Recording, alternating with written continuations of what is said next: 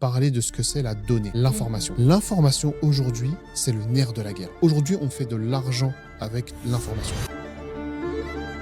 Quelle est l'erreur la plus courante que tu vois chez les entrepreneurs au niveau de leur cybersécurité? L'erreur la plus courante que je vois, c'est qu'ils en ont pas. Maintenant, la plus grande vulnérabilité, c'est l'humain. C'est l'humain qu'on attaque. 80% des failles de sécurité d'une organisation, elles viennent de l'intérieur. En moyenne, l'impact financier d'une attaque sur la sécurité de l'information d'une organisation, c'est d'euros. Est-ce qu'on peut maintenant parler un peu cybersécurité, si Oui, tu me bien le sûr, permets, bien sûr. et Bien qu'on sûr. puisse aussi apporter un peu de valeur sur ce sujet-là, en sachant que je pense que la gestion de la sécurité et la gestion administrative a un lien, et on le fera après, si je puis me permettre. Ok, Alors, moi, ce que je te moi, je te- propose, Christina, c'est de parler un peu cybersécurité, si tu me le permets. Oui, bien sûr. Euh, Parlons de cybersécurité. Alors toi, tu accompagnes les TPE et les PME. Et est-ce que tu peux nous dire quels sont les risques concrets pour les TPE et PME et par où commencer la sécurisation de son activité? Alors, très intéressant comme question. Moi, ce que je te propose, c'est de poser déjà les bases. Parce Oui. que très souvent, quand on parle cybersécurité, les gens pensent que ce sont des barbus devant des ordinateurs qui tapent très vite et qui connaissent tout à l'informatique. Et c'est pas ça. En fait, ce que je te propose, c'est de commencer par parler de ce que c'est la donnée, l'information. L'information, aujourd'hui, c'est le nerf de la guerre. Et vous le savez très bien. Tu vois. Si moi, je suis concurrent de n'importe quelle industrie, si j'ai de l'information sur mon concurrent, j'ai une avance sur lui. Oui, Tu vois. bien sûr. Donc, que ce soit mes stratégies commerciales, mes plans, ma production, ce sont des informations. C'est ce qu'on appelle le système d'information. Tu vois, je peux te donner un exemple. On parle beaucoup de système d'information. Oui. Le système d'information de cette salle, par exemple, c'est notre taille, notre date de naissance, la taille de cette table, la luminosité des lampes font partie du système d'information. Ok, donc ça, c'est les bases. L'information, c'est le nerf de la guerre. Aujourd'hui, on fait de l'argent avec l'information. D'accord? Donc, on a vu la valeur de l'information. Je te propose de passer sur ce qu'on appelle la menace. C'est ça, en fait. Parce que on protège l'information, mais on la protège de quoi? Tu vois ce que je veux dire? Et ensuite, on parlera du risque pour répondre à ta question. La menace, elle vient de plusieurs niveaux. Oui. Tout dépend de l'industrie qu'on a en face. Il faut considérer la menace l'une des premières menaces, ce sont les États. Et je vais donner un exemple concret. En France, on a le fisc qui a été mêlé dans une histoire d'infiltration d'un cabinet d'avocats parisien pour récupérer de l'information, de manière illégale. Cet article, il est dispo sur Internet, tu vois. Donc, les États utilisent des moyens pour récupérer de l'information. C'est un risque. Il faut D'accord. considérer comme un risque. Tu vois. Ok, je pensais pas que l'État pouvait faire ça. Alors, ça arrive, tu vois. Ok. Ensuite, tu as le terrorisme. Il faut considérer le terrorisme comme étant un risque. C'est-à-dire que de n'importe où il vient, ce sont des organisations qui utilisent des moyens pour récupérer de l'information. Ensuite, tu as le hacker. Là, on passe sur la phase où vous êtes mon concurrent, je vais engager qui va vous cibler. Donc ça, c'est une menace. D'accord. On passe ensuite au stalker. Stalker, c'est la personne qui, j'ai de l'information sur toi, je vais te menacer avec. J'ai une vidéo compromettante, j'ai une discussion business qui a été récupérée, je fais pression sur toi pour récupérer l'information, pour récupérer de l'argent ou faire pression. Et ensuite, c'est l'interne. L'interne, c'est les membres de la famille, les amis et les employés. Pourquoi? Parce que ce sont des personnes qui ont accès, tu vois, à l'organisation. Ils ont des accès privilégiés. Si on prend les employés d'une entreprise, je ne sais pas si vous avez eu le cas. Et c'est peut-être souvent la menace la plus courante et tu la vois, plus dangereuse, exactement, j'allais te poser cette question. C'est la menace la plus grosse, en fait. Oui. 80% des failles de sécurité d'une organisation, elles viennent de l'intérieur. Et je pense que vous avez eu le cas chez vous. Est-ce que vous avez déjà eu le cas où des clients à vous ont été, piratés, ou même du vol d'informations d'un employé? Est-ce que vous avez eu le cas, vous, à ta connaissance? Alors, chez un client, à ma connaissance, non. Mais c'est vrai que nous, en interne, on a déjà eu un assistant qui a tenté de démarcher nos clients. D'accord, ok. Voilà. Donc, tu vois, Voilà. donc c'est des choses qui arrivent. Voilà. Donc, forcément, tu vas avoir cette personne interne qui est une menace. Et très souvent, les gens, ils font confiance. Tu vois. Donc, c'est pour ça que, et je me permets de le rajouter dans aussi, alors je sais que vous le faites aussi, c'est quand tu vas, je sais que vous conseillez vos clients par rapport à ça, quand tu vas signer un contrat avec un employé, il faut que dans le contrat, tu l'impliques et tu le responsabilises en disant Exact. vous avez accès au système d'information, vous devez respecter. Et même carrément, si cette charte n'est pas signée, ça peut normalement mettre en péril le contrat et ne pas signer le contrat tu vois, pour employé salarié. Oui. Donc ça, c'est très important à faire. Oui. Donc on a parlé de ce que la donnée, la valeur de la donnée, on a parlé de ce que c'est la menace. Maintenant, on va parler de la question qu'est-ce que le risque? Qu'est-ce que ça veut dire? Alors le risque, c'est la situation où tu te retrouves avec la menace qui va cibler la donnée, qui est un actif, d'accord, en utilisant une vulnérabilité. La vulnérabilité, c'est par exemple, j'ai pas mis à jour mon site internet, donc je me suis fait pirater mon site internet. J'ai pas correctement mis en place les contrats pour mes employés pour qu'ils fassent attention à ce qu'ils font sur le système d'information. J'ai été, tu vois, attaqué. Donc ça, c'est une vulnérabilité. Et maintenant, la cybersécurité, elle intervient ici. C'est ici. C'est-à-dire que le but, c'est de baisser le niveau de risque, parce que le risque zéro n'existe pas. Dès que tu entreprends, forcément, tu es risqué. Tu vois. Donc, le risque, c'est ça. Donc, l'objectif de la cybersécurité, de la sécurité même en général, c'est de baisser le niveau de risque, c'est de traiter le risque. Techniquement, baisser le niveau de risque, ça ne veut rien dire. C'est de traiter le risque avec les 4 piliers du risque, qui est je prends le risque, je ne prends pas le risque, je baisse le risque ou je partage le risque. Un entrepreneur, c'est son travail, tu vois. Donc, comme tu disais, on a déjà énormément de choses à faire en tant qu'entrepreneur. Donc, c'est pour ça que l'administratif, moi, personnellement, j'ai un problème avec ça. Maintenant, donc, tu as les 4 niveaux de risque. Je veux dire, la cybersécurité, elle intervient à ce niveau-là. Et l'objectif de la cybersécurité, c'est de mettre en place des mesures pour traiter ce risque. C'est ça, techniquement, la cybersécurité. D'accord. Maintenant, la question c'était... Le risque, en fait, pour les TPE et PME. Voilà. Et qu'est-ce qu'ils doivent mettre en place, du coup, pour sécuriser leur système d'information ou leur organisation. Voilà. Exactement. En France, on considère que... alors, le dernier chiffre que j'ai vu de souvenir, c'est il y a 6 millions de TPE-PME en France, il me semble. OK.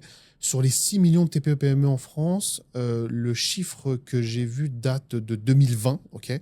En 2020, 80% des TPE-PME ont été victimes de n'importe quel type d'attaque. Tu vois ce que je veux dire? Incroyable. Donc, et sur ces 80%, il y en a 70 qui ferment à cause de ça.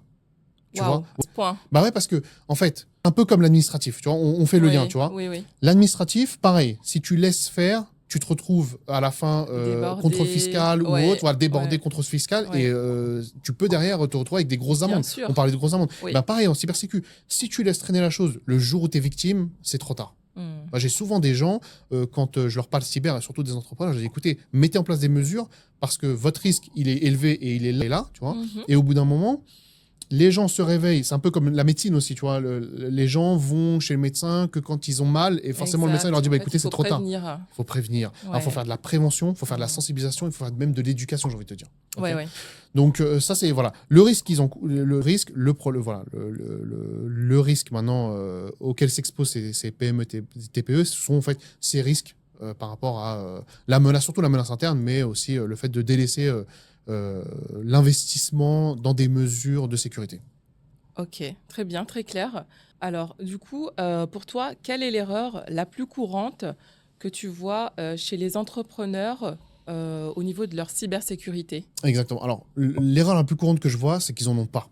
Tu vois, ça, c'est la première chose. C'est vrai. C'est ça. C'est qu'en fait, quand je leur dis, ouais, écoutez, et en leur posant des questions concrètes, je leur dis, par exemple, demain, vous avez un employé qui vous a volé votre base de données, vous réagissez comment? Est-ce que déjà vous avez mis en place, au niveau de votre contrat, est-ce que vous avez déjà mis en place des choses qui permettent déjà de vous protéger juridiquement? C'est la base, tu vois. Ah non, c'était pas dans le contrat. Bon, déjà, là, ça va être compliqué. Même donc si toi, tu peux donner des conseils au niveau du contrat? Ah, totalement. C'est-à-dire tu peux prendre un contrat et le relire et dire, OK, il faut que tu ajoutes tel article. Ouais, totalement. Alors, il y a ça et il y a aussi de la sensibilisation. C'est-à-dire qu'il faut mettre le contrat en place et il faut même organiser, je vais dire, peut-être 1 ou 2 heures où tu prends le nouveau arrivant dans ton organisation et tu lui expliques, voilà, 1, on clique pas sur les liens, 2, on n'envoie pas des mails sans vérifier, 3, quand il y a un doute, quand il y a un doute, même tout petit, forcément un doute, donc il faut double-checker. Il n'y a pas de mal, tu vois, à double vérifier parce que très souvent, il faut savoir qu'on s'attaque à l'humain. Tu vois, y a un truc qui peut être intéressant, peut-être à mettre en place pour on parle de centres de formation. Tu vois. Ça serait en fait, est-ce que les centres de formation testent leur résilience à l'arnaque? Je vais m'expliquer. Qu'est-ce que par exemple, si moi je vais voir un centre de formation, ça fait partie de la cybersécurité, et je suis un concurrent, par exemple, si je me fais passer pour un élève et que j'essaye de, par exemple, faire des faux paiements ou envoyer une fausse pièce d'identité, parce que je pense que les centres de formation demandent des choses comme ça. Pièce d'identité, carte vitale. Voilà. Est-ce que les centres de formation font des checks, eux, en disant attention, cette carte vitale ou cette personne n'existe pas, tu vois, des choses comme ça, tu vois. Très honnêtement, non, je ne pense pas. Ouais, tu vois. Donc ça, tu vois, c'est des choses qui sont un peu la base. Donc pour reprendre sur les erreurs, c'est un, de ne pas avoir de cybersécurité, et deux, ces gens-là, enfin ces organisations n'ont même pas, tu vois, à qui appeler en cas d'incident. Parce que quand tu te retrouves dans un incident, un peu comme un contrôle fiscal, par exemple, exact. Qu'est-ce qui se passe? Tu vas arrêter de bosser. Donc, tu perds de l'argent, tu vas te concentrer sur ce problème-là, tu vas investir en urgence, parce que je pense que dans le cadre administratif, si, admettons, contrôle fiscal et la personne derrière, elle n'a pas déclaré toutes ses pièces comptables, elle va devoir, comme tu as dit tout à l'heure, engager un assistant, donc c'est des coûts supplémentaires, en urgence, donc forcément, il va falloir le payer peut-être un peu plus, pour que lui récupère la pile de documents qui n'a pas été traité, par exemple, et ensuite répondre rapidement à l'administration. Et je pense que, alors moi, j'ai pas été encore, j'allais dire victime, contrôlée, je veux dire, mais je pense que si tu es contrôlé, t'es bloqué en fait. Non, je veux dire, t'as un délai de réponse, c'est ça. Tu dois répondre à un certain délai. T'as un délai de réponse, ils vont pas tout à fait. T'as un délai de réponse où en fait, tu dois remettre l'ensemble des pièces au contrôleur, puis le contrôleur va examiner et il va encore revenir vers toi. En fait, c'est vraiment des allers et retours. Hein. Ah oui, d'accord. Voilà. D'accord. Et en fait, les premières pièces que tu vas lui donner, ça va lui permettre en fait de creuser, de voir ce qui va pas. Ok. Ah, très clair. Voilà. Ouais, donc c'est un peu le même problème au niveau cybersécurité. Très bien. Ok, passons donc à la prochaine question. Est-ce que tu peux nous donner une action concrète pour sécuriser du coup la facturation et les bases de données clients? Exactement. Alors ça, comme tu l'as dit, facturation, base de données clients font partie des informations et c'est, comme j'ai dit tout à l'heure, le nerf de la guerre. Donc c'est un actif, on fait de l'argent avec tout ça.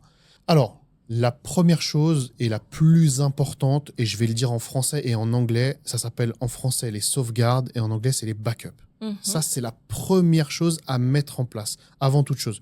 Mettre en place des sauvegardes, c'est que ça sauvegarde de manière automatique, donc il faut le faire de manière automatique, de manière régulière, donc ça se fait soit quotidiennement, soit toutes les semaines, soit tous les mois, tout dépend de la tolérance de perte de données qu'on accepte, tu vois ce que je veux dire? Donc tous les jours, c'est très bien. Tu vois. Donc, sauvegarde automatique tous les jours, sauvegarde automatique quotidiennement, régulièrement, de manière automatique. Et dès que la sauvegarde ne fonctionne pas, on a une alerte. Donc, ça veut dire qu'on surveille la sauvegarde de son ordinateur, de son téléphone, des ordinateurs des collaborateurs, pour être en mesure, en cas de vol, incendie dans les locaux, par exemple, ou un ordinateur qui est défectueux, donc ça, c'est les cas, ou même une attaque sur un ordinateur. Je ne sais pas si tu connais les ransomware, peut-être tu as déjà entendu parler. Ransomware, c'est quoi? C'est un logiciel que j'installe en tant que pirate sur ton ordinateur. Je bloque tes données, je te demande de l'argent. Donc, je te chiffre tes données sur ton ordinateur. Je te dis, si tu veux récupérer tes datas, tu dois payer une certaine somme, souvent en crypto-monnaie. Tu vois. Et donc, ça, c'est super bloquant. Si tu n'as pas fait de sauvegarde, si tu as des sauvegardes, tu éteins l'ordinateur, tu rachètes un nouvel ordinateur, tu remets tes sauvegardes. Et concrètement, en fait, comment on fait une sauvegarde? Est-ce que le fait d'avoir un drive est suffisant? Alors, c'est déjà une bonne chose. Déjà, la première chose, c'est aujourd'hui, on a des outils qui... Alors, tout dépend du risque et du niveau de confidentialité sur les informations qu'on traite. Soit je peux mettre un petit serveur en interne dans mes locaux si j'ai des bureaux qui va sauvegarder en interne, mais il faut que ce serveur lui-même soit aussi sauvegardé sur autre chose. C'est toujours bien de faire deux sauvegardes. Donc ça existe. C'est facile à mettre en place. N'importe quel informaticien de base, vous lui demandez un serveur en interne. Donc avoir un serveur en interne. On peut avoir ça, ou même sur le cloud. Donc, il y a des solutions que tu payes en ligne. Tu as un petit agent sur ton ordinateur qui sauvegarde ton... Donc, ça, c'est la première chose à faire, les sauvegardes. D'accord. Donc, le drive ne suffit pas, il faut avoir un serveur en plus. Alors, c'est soit tu as un serveur en local que tu sauvegardes sur un drive, soit tu n'as qu'un drive et tu peux te faire sur un drive, il n'y a aucun problème. Ça, c'est deux méthodes. Maintenant, la deuxième chose qui est importante, c'est l'authentification. Ça veut dire ne pas se contenter de mettre un seul mot de passe sur sa boîte mail ou sur ses comptes. Il faut automatiquement faire ce qu'on appelle même mot de passe partout. Alors déjà, ça c'est à arrêter. J'espère que toi personnellement tu le fais pas. Mais il faut. Alors justement, moi, j'ai une solution qui permet aux gens qui ne veulent pas se prendre la tête d'avoir le même mot de passe partout, même si je le déconseille fortement, c'est d'avoir une double authentification matérielle. Ça veut dire quoi? Ah oui, ça, je l'ai partout. Voilà. Ça veut dire que tu as une clé USB matérielle. Si, Ah non, matériel. tu vois, ça veut dire qu'en fait, la double authentification matérielle, c'est j'ai le mot de passe. Quand je vais rentrer le mot de passe, on va demander de mettre une clé USB en plus. Cette clé USB, elle est unique. Tu vois ce que je veux dire? Ok. C'est-à-dire que même si un pirate te vole ton mot de passe que tu mets partout, par exemple, et ben sans cette clé matérielle, il ne pourra pas accéder au compte. Tu vois? D'accord. Donc ça, c'est ce que fait Google, c'est ce que fait Boeing, c'est ce que fait Airbus. Alors, il y a une marque, on mettra peut-être le lien pour les gens, c'est YubiKey qui fait ça. C'est très bien, c'est une petite clé. Je conseille toujours d'en avoir une deuxième. Donc, on enregistre les 2 clés sur chacun des comptes, Instagram, Facebook, ce qu'on veut. Et ensuite, on a une clé avec nous pour pouvoir se reconnecter en cas de besoin, parce qu'on ne met pas la clé à chaque connexion. On la met une fois à la première connexion. Une fois que la connexion est validée, il n'y a plus besoin de le remettre. C'est pour une reconnexion, d'accord? Et la deuxième clé dans un coffre, par exemple, protégé en cas de vol, d'incendie ou autre. Donc ça, c'est la deuxième chose. Il y a aussi la partie VPN. La partie VPN pour les nomades, je pense que vous avez aussi des clients nomades. Oui. Pardon. La partie VPN, c'est quand on se déplace, on ne se connecte pas facilement dans un aéroport ou dans un hôtel. C'est dangereux. D'accord. Pareil, si mon risque, c'est j'ai des concurrents, un pirate informatique, ça s'achète sur Internet. Peut très bien pister les gens, récupérer de l'information, ça arrive. Tu vois. Donc VPN, donc, on reprend backup, authentification matérielle, VPN, pour moi c'est la base. Et ensuite le quatrième, c'est protection. À mettre à minima un antivirus sur son ordinateur, Bitdefender, Norton, Kaspersky, ça fait très bien le travail. Ça se paye un antivirus pour que ça fonctionne. Donc un petit abonnement sur l'antivirus. Qu'est-ce que déjà, tu penses de l'antivirus de Microsoft? Parce que je crois que dans Microsoft, il y a un antivirus de base. Il y a déjà un antivirus de base, mais mais certains disent que c'est suffisant. Les entreprises qui produisent des antivirus le font très bien. Ouais. Donc, ajouter un antivirus supplémentaire, ça ne mange pas de pain. Que ce soit sur un téléphone ou tu vois, un ordinateur, Okay. c'est quoi? C'est 30 € par poste, par an. Tu vois, donc, c'est pas un gros coût. Mais ça permet aussi... il faut savoir un truc, c'est qu'un antivirus va te protéger des clics malveillants, des clics sur les liens quand tu reçois un mail. Donc, tu as un antivirus qui peut te faire ce travail-là. Tu vois, attention, ce mail a été vérifié, il risque d'être un mail de phishing parce que la plus grande vulnérabilité, on a parlé de menaces tout à l'heure, maintenant la plus grande vulnérabilité, c'est l'humain. C'est l'humain qu'on attaque, tu vois. C'est l'humain où un pirate, il va cibler... je vais donner un exemple concret et très rapide. C'est, tu as déjà entendu parler, de la société hongkongaise qui a viré 200 millions de dollars à un pirate, qui a fait un virement. Parce que les mecs, ils ont utilisé de l'IA et ils ont attaqué l'humain en créant une conférence, tu vois, visio avec ce comptable-là, avec tu vois, des deepfakes, tu vois, du PDG, du directeur général. Lui, il était tout seul dans la conf, en visio. Il voyait, tu vois, tout son bord de la conf. Et eux, donc, ils avaient déjà, tu vois, créé la fausse scène où les mecs, ils se parlent entre eux en disant, bah, écoutez, on valide le virement. Ok, machin, tu valides le virement. Bah, très bien, je valide le virement. Et il a fait le virement. Donc là, les mecs, ils ont pas lancé d'attaque électronique ou informatique ou tu vois avec un niveau. Non, deepfake parce qu'on a attaqué l'humain. Et l'humain est l'une des plus grosses vulnérabilités. Parce que finalement, tout passe quand même par l'humain en fait. Hein. Enfin, je veux dire, la dernière validation passe souvent par l'humain. Exactement. Donc en fait, c'est là qu'ils attaquent. Totalement ça. Donc voilà, ça c'est un peu pour les. Très bien. Voilà. Très bien. Et est-ce que tu peux nous dire quel est le coût réel en euros et en temps de ne pas sécuriser ces données? Alors, c'est une bonne question. Tout dépend. Alors, ça va être compliqué de mettre un coût. Mais en moyenne, le chiffre qui est connu, en moyenne, la perte, l'impact financier d'une attaque sur la sécurité de l'information d'une organisation, c'est 3 millions d'euros. Tu vois, en moyenne. On parle en moyenne, hein, tu vois. C'est énorme. Parce que, en fait, et la question est très intéressante parce que souvent les gens oublient les impacts. C'est pour ça qu'en fait, on n'investit pas dans la cybersécurité parce qu'on n'a pas conscience des impacts. Il y a différents niveaux d'impact. Tu vois, si on prend l'impact le plus gros, c'est l'impact sur la santé. Tu es entrepreneur, tu es victime, déjà tu vas pas dormir la nuit parce que c'est ton business, c'est ton bébé. Tu vois ce que je veux dire? Donc déjà, premièrement, tu as un impact sur ta santé. Ensuite, tu vas avoir un impact sur ta confidentialité. Tu as perdu le contrôle de ta confidentialité. Tu es plus crédible en fait. Tu es plus crédible. Donc tu dis, ok, mes photos perso, ma vie perso, mes datas, mes mails avec mes clients, bref. Donc confidentialité. Ensuite, tu vas avoir un impact sur ta réputation. Directement derrière, si l'objectif du pirate c'était d'exposer ta vie ou d'exposer les secrets de ton organisation, de ton entreprise, ta réputation elle est en jeu directement vis-à-vis de toi, vis-à-vis du public, mais aussi vis-à-vis de tes clients. Tu vois, c'est ça le truc. Tu as ces trois-là. Ensuite, tu as un impact qui est très connu, qui est sur la sûreté. Si mon objectif, c'est de récupérer de l'information sur toi, de te traquer, par exemple, ou d'avoir accès à tes vidéosurveillances pour un cambriolage ou un kidnapping, ça existe. C'est un impact énorme dessus. Ensuite, un impact sur le du temps à régler les problèmes, un temps énorme. Parce que je te donne un exemple, et tu l'as dit tout à l'heure, je mets le même mot de passe partout. Imagine-toi demain, la personne qui a mis le même mot de passe partout est victime. Elle doit se dire, bah, maintenant, il va falloir que je change le même mot de passe partout sur tous mes comptes, c'est un temps fou. Et le dernier, je le mets en dernier parce que c'est le plus matériel. J'ai commencé par le premier qui est plus humain. Le dernier qui est plus matériel, c'est l'argent. Tu te fais voler de l'argent parce que c'est le but de 70% des attaques. Et 2, tu perds de l'argent à investir en urgence dans des mesures. Et forcément, quand tu fais appel à quelqu'un comme moi, en sachant que je t'ai, en plus, tu vois, prévenu, fait de la sensibilisation et pris de mon temps pour t'expliquer qu'il fallait le faire, il n'y a pas de cadeau. Parce que tu es en urgence. Moi, je vais arrêter de bosser pour d'autres clients pour venir te sauver, te récupérer tes datas parce que tu les as pas juste sauvegardées et que tu n'as pas pris un abonnement à 30 € à l'année pour sauvegarder tes datas, par exemple. Tu vois. Donc voilà, ça, c'est un peu les impacts et les risques sur les organisations. Ok, très clair. Donc en fait, il faut vraiment écouter tes conseils, en fait. Hein. Il faut écouter les conseils de ceux qui veulent du bien. Tu vois, que ce soit dans l'administratif comme vous faites, parce que très souvent, alors moi, on m'a personnellement donné des conseils dans l'admin, je les ai pas écoutés. Hein. Et j'ai perdu 1 an où pareil, j'ai été obligé de reprendre des choses et j'ai perdu du temps et ça m'a énervé et autres. On a rattrapé le coup, mais super complexe. Ok, très bien.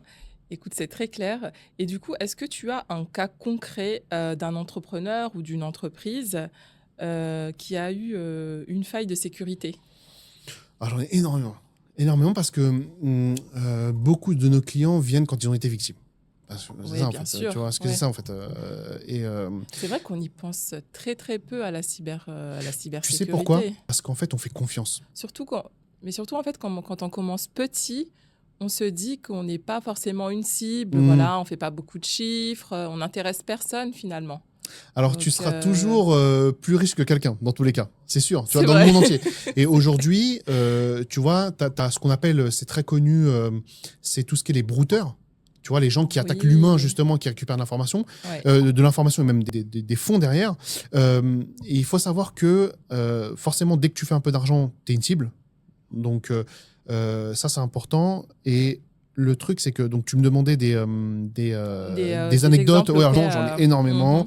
Une anecdote intéressante. Alors, toi, tu disais, il y a un truc important que tu disais, je vais rebondir dessus, c'est l'investissement. Parce que forcément, on ne se dit pas qu'on est une cible. Mais si déjà, tu mets en place les conseils, les premiers conseils que je t'ai donnés, tu as déjà élevé ton niveau et ils sont gratuits. Hein. Ils sont gratuits. C'est l'investissement, il est pas. Voilà, en fait, c'est pas un gros investissement. Au début, c'est un petit peu, voilà, il faut juste le mettre en place. Mais une fois que c'est mis en place et que c'est automatisé, ça veut dire que dès que j'ai un nouveau collaborateur, je lui mets à dispo un PC. Le PC, il y a déjà la sécurité, la sauvegarde et même peut-être un peu de surveillance sur les actions qui sont faites sur le PC, dans le sens où je laisse pas le collaborateur installer n'importe quoi sur l'ordinateur. Ça, il faut le contrôler et ça, c'est facile à faire. Il y a des logiciels qui s'installent qui permettent de le faire, tu vois. Déjà, tu vois, on élève le niveau de sécurité à un certain niveau. Alors, la sécurité à 100% n'existe pas et les risques zéro non plus, d'accord. Mais au moins, en mettant en place ces mesures, tu as élevé un minimum ton niveau de sécurité et tu as baissé ton niveau de risque. Maintenant, ton risque, il va être où? Il va être sur des attaques ciblées. Tu as 2 types d'attaques. Tu as les attaques de masse. J'ai pas mis à jour mon site internet. Je me suis fait attaquer automatiquement par un robot chinois qui a scanné mon site et qui m'a pris ma base de données. Ça arrive. Et l'attaque ciblée, c'est vraiment un concurrent ou une personne malveillante, en interne ou en externe, qui va cibler ton organisation, qui va essayer de récupérer de l'information ou des renouements. Moi, j'ai déjà eu des employés. Par exemple, une anecdote, j'en ai plusieurs par rapport à ça. L'employé malveillant, c'est surtout l'employé. On a beaucoup de cas où, en fait, les personnes font confiance à leurs employés. Il faut savoir que quand tu es entrepreneur, il faut... après, je suis un peu extrême quand je dis ça, mais c'est important. C'est l'entrepreneur qui prend le risque. C'est pas l'employé. D'accord. Il faut vraiment, tu vois, en avoir conscience. L'entrepreneur, c'est lui qui prend le risque, donc l'employé, c'est celui qui prend le moins de risque. Maintenant, on a déjà eu des employés malveillants, où l'entrepreneur a fait confiance, tu vois. Oui, je le connais depuis longtemps, ça fait longtemps qu'il travaille dans la boîte, sauf qu'il suffit d'un jour, tu vois, une petite dispute en interne, l'employé devient rouge, c'est pas sa boîte, tu vois. Il va saboter des choses, soit... alors, nous, on a déjà eu le cas où on avait une personne qui travaillait, bon, je peux pas citer malheureusement la boîte, mais qui s'amusait en fait tous les mois à mettre, tu sais, tu as des clés USB, tu mets dans un ordinateur, ça détruit l'ordinateur physiquement. C'est-à-dire que c'est une clé USB qui envoie du courant dans les ports USB et ça a détruit l'ordinateur physiquement. L'ordinateur ne s'allume plus. Tu es obligé d'en acheter un autre. Bah, s'amuser tous les mois, tu vois, détruire des ordinateurs avec une petite. Ça s'appelle une USB killer. Faut pas l'acheter, hein, c'est interdit. Bref. En plus, alors ça, c'est intéressant, c'est que t'es en vente libre. Hein. C'est ça, le risque, il est là. Tous ces gadgets là tu peux tout acheter maintenant sur Internet. Tu peux tout acheter, tu vois. Ouais. Donc, USB Killer, elle s'amusait à faire ça. Donc, au bout d'un moment, il s'amusait, l'entrepreneur, il rachetait des ordinateurs tu vois, tous les mois. Ils disaient, c'est pas normal. Et ils ont commencé à mettre un peu de surveillance. Ouais. Et ils ont vu qu'en fait, c'était elle. Et à la fin, tu vois. Donc, il a quand même perdu. Je crois qu'il s'est réveillé au bout de 5 ordinateurs, tu vois. À la fin, il s'est dit, c'est pas normal. On a plusieurs ordinateurs qui crament. Voilà. Et même le technicien informatique qui intervenait, il disait, c'est pas normal. Vos PC crament. En plus, c'est un PC là, un PC là, un PC là, tu vois. Donc, du sabotage. Donc le technicien informatique, c'est pas lui qui a trouvé on est venu vers nous parce qu'on l'entrepreneur il pensait que tu vois il était ciblé par la NSA, il détruisait ses PC à distance. Son industrie elle était pas non plus aussi ciblée, mais voilà, en investiguant de notre côté, on a juste vu qu'en fait il y avait pas de vidéosurveillance, tu vois, en interne. Il y a pas de c'est vrai que la loi française, elle encadre vraiment la vidéosurveillance, mais il n'y a aucun problème à mettre de la vidéosurveillance en interne dans cette société. Hein. Oui, une fois que tu préviens tes salariés, exactement. Y a aucun souci, voilà, une fois que c'est prévenu, il faut savoir qu'en France, on peut pas enregistrer le son aussi. Ça, c'est important de le savoir. Donc, tu peux mettre un peu de surveillance. Donc ça, c'est le cas où l'entrepreneur n'a pas... Alors, on a beaucoup d'entrepreneurs ou d'organisations qui viennent. Oui, on a tout perdu. On s'est fait pirater, on a tout perdu. Vous avez des sauvegardes? Non, attendez, je vais sortir une baguette magique et on va essayer de trouver une solution. Ça, c'est tu vois, c'est beaucoup ce cas. C'est pour ça que j'ai insisté sur les sauvegardes. Faites des sauvegardes, automatisez-les, parce que les gens qui disent oui, on a un disque dur. Le disque dur, il peut tomber en panne, tu peux le perdre, on peut te le voler, tu vois. Donc, sauvegarde automatique régulière, surveillée. Vous avez une alerte quand la sauvegarde n'est pas mise en place. C'est pas compliqué à faire. Vous demandez à n'importe quel informaticien de vous faire. Si c'est mis en place correctement, déjà, vous avez vraiment réglé énormément de problèmes. Vraiment. Donc, ça, c'est ce cas-là. Après, on a eu quand même aussi certains clients, parce qu'on travaille quand même avec des entreprises qui sont sensibles, certains clients qui ont été ciblés, ou quand on a mis des mesures, quand le client a investi sur les mesures, on a pu détecter ces attaques-là, tu vois, qui venaient de l'externe. Donc, ça peut être aussi des clients dans la défense, par exemple. Maintenant, pour le cas où le client a écouté les conseils et a mis en place les mesures, en sachant que il y a des charlatans aussi dans la cybersécurité, d'accord ? Tu vas avoir des gens qui vont dire vous avez telle industrie, il faut acheter ça, et ils vont te monter un système de sécurité digne d'une centrale nucléaire. Or que tu n'en as pas besoin. Nous, ce qu'on fait, c'est que première étape, on va te faire un audit de sécurité. Donc, on va déjà voir ce que tu as mis en place et ensuite, on va étudier ton risque. On va analyser ton risque et toi, en tant qu'entrepreneur, on va t'exposer ton risque. On va dire, voilà, ton risque, il est là, là et là. Les mesures qui permettent de baisser le risque, c'est ça. Déjà, tu as mis un premier pas où tu as vu, voilà, en tant qu'entrepreneur, il n'y a aucun mot technique dans ton truc. Et c'est ça le vrai travail d'un entrepreneur, c'est de gérer le risque, quel que soit dans sa production, dans son administratif aussi peut-être, et aussi dans sa cyber. Donc, l'entrepreneur, il a promis cette première étape. Ensuite, deuxième étape, c'est on va mettre en place les mesures. Donc là, on va installer le logiciel, mettre en place de la vidéosurveillance, mettre en place des systèmes pour protéger les réseaux. Et derrière, parce qu'une mesure, si elle n'est pas surveillée, mise à jour, et il n'y a personne pour répondre aux alertes, parce que tu as forcément des alertes et tu as énormément de faux positifs en cybersécurité, souvent tu vas avoir des alertes sur des systèmes où derrière c'est juste le système qui s'est emballé, qui a vu quelque chose de suspect qui va t'alerter. Il faut quelqu'un qui répond derrière, donc on surveille aussi ça derrière. Tu vois. Ok, donc, très bien, très clair. Écoute Massoud, je te remercie vraiment pour tous ces précieux conseils. Merci pour l'invitation. Je pense qu'aujourd'hui, on est vraiment prêt en termes de cybersécurité. J'espère. Et prêt aussi à gérer son administratif. Exactement. Voilà, je pense que vous avez les bases. On a vraiment posé les bases de tout ça. J'espère que vous avez apprécié ce premier podcast. Merci beaucoup. Merci Massoud. Merci pour l'invitation. Ta présence. J'ai apprécié. C'était très intéressant. Merci, avec plaisir. À la prochaine. Au revoir. J'espère que vous avez apprécié cet épisode. Retrouvez nos liens et notre offre sous la vidéo. Likez, abonnez-vous et je vous dis à très bientôt pour un prochain épisode.